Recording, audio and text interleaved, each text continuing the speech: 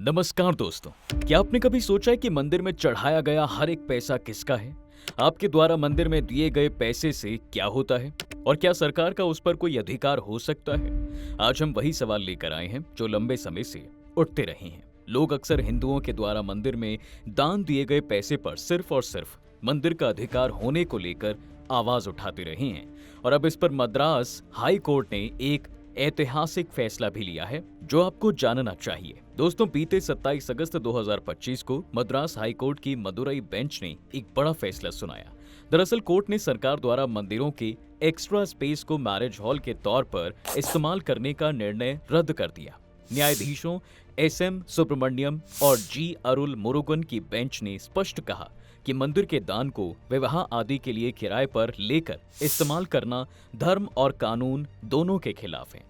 मंदिर की संपत्ति और दान उस मंदिर के देवता के नाम पर होते हैं, इसका कोई बिजनेस पर्पस नहीं हो सकता।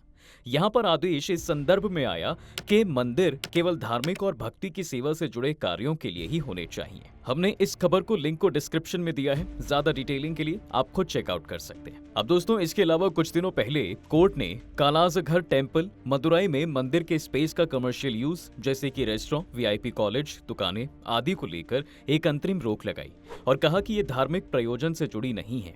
गौरतलब है कि भारत में कई मंदिरों पर राज्य सरकारों का नियंत्रण है। ऐसे में भक्तों के तरफ से ये लगातार आरोप लगाते जा रहे हैं कि उन मंदिरों के चढ़ावे का उपयोग धार्मिक कार्यों के लिए न होकर सरकारी या बिजनेस पर्पस के लिए होता है। हालांकि कोर्ट की तरफ से ये मंदिर के दान पर इस तरह का टेक पहला मामला नहीं है। इससे पहले सुप्रीम कोर्ट ने भी 1965 में commissioner HRNCE versus Narayana Ayyan Nagar के मुकदमे में स्पष्ट किया था कि भक्तों का दान मंदिर या त्योहारों से जुड़े धर्म सेवा में ही इस्तेमाल होना चाहिए और अगर ऐसा होता है तो वो धार्मिक दान कहलाता है। इससे साफ होता है कि इतिहास में भी मंदिर के दान को बिजनेस लेन देन की तरह नहीं बल्कि एक नैतिक व धार्मिक जिम्मेदारी के रूप में देखा गया है।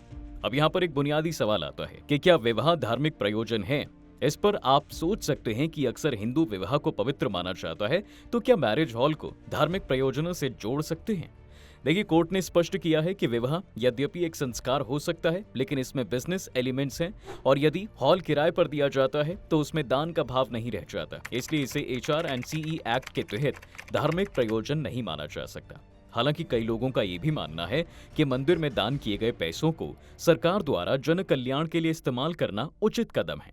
मंदिर से जुड़े स्पेस का उपयोग करके रेवेन्यू जनरेट करना एक अच्छा प्रयोग हो सकता है, लेकिन वहीं कुछ लोग ये भी मानते हैं कि मंदिर कहीं से भी सरकार के अधीन नहीं हो सकता। ये एक धर्म की निजी संस्था है, उस पर उस धर्म के लोगों का ही हक होना चाहिए। ये निर्णय उनका होना चाहिए कि वो इसकी इजाजत देते हैं या नहीं, क्योंकि हमारे संविधान में भी सभी को अपने धार्मिक कार्यों और धर्म को पर्सनल रखने की अनुमति दी गई है। ऐसे में मंदिर पर सिर्फ और सिर्फ हिंदुओं का ही अधिकार होना चाहिए।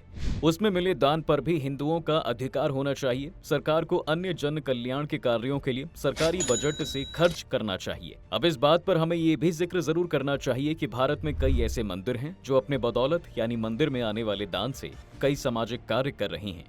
कई मंदिर ऐसे हैं जो लोगों के लिए मुफ्त में अस्पताल भी चला रहे हैं।